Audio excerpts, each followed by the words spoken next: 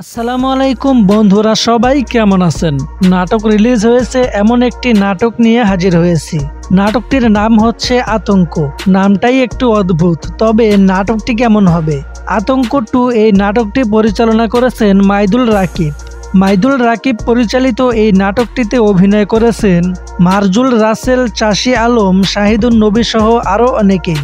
এই নাটকটি যদি এখনও না দেখে থাকেন তাহলে আজই বসে পড়ুন RTV ড্রামা ইউটিউব চ্যানেলটিতে।